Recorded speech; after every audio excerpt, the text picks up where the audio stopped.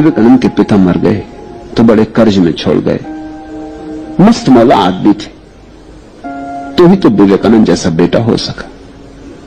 कुछ जोड़ जाड़ के नहीं रख गए थे, दिल खोल के जिए थे, उल्टी उधारी छोड़ गए थे। सभी भले आदमी छोड़ जाते। तो विवेकानंद जरा मुश्किल में थे, वो उधारी भी चुकानी है, एक ही बेटे और मां भी थी। कभी कभी तो ऐसी हालत हो जाती कि घर में खाने को भी ना होता। कभी कभी ऐसा हो जाता कि घर में इतना ही खाने को होता, या तो मां खा ले या बेटा खा ले। तो विवेकानंद कहते कि मुझे आज जरा किसी मित्र ने निमंत्रण दिया है, मैं जरा मित्र के यहां भोजन कर रहा हूं, तब तक तू भोजन इत्यादि कर ले। और जाके सड़कों पर घूमते रहते, घूम घाम के घर आते, बड़ी प्रसन्नता से घर लौटते।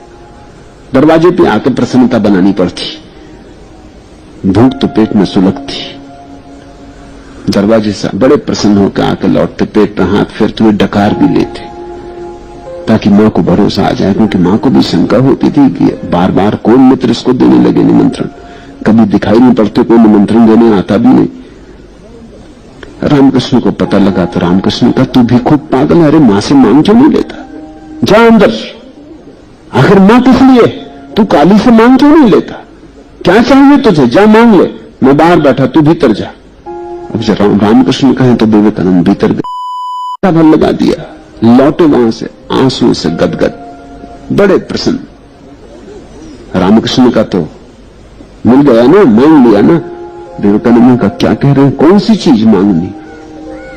रामकृष्ण का तू गया किस लिए था, तब उन्हें याद आई। उन्होंने कहा क्षमा करें, वो तो मैं भूल ही गया।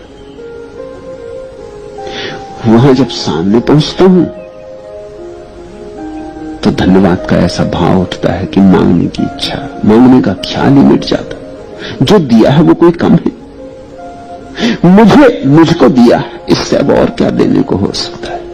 रामकृष्ण का तू फिर जा, ऐसे नहीं चलेगा, ऐसे पेट नहीं भरेगा, मांग ले। ऐसा 3 बार भेजा और 3 बार विवेकानंद बाहर आए बड़े गदगद और भूल भूल के।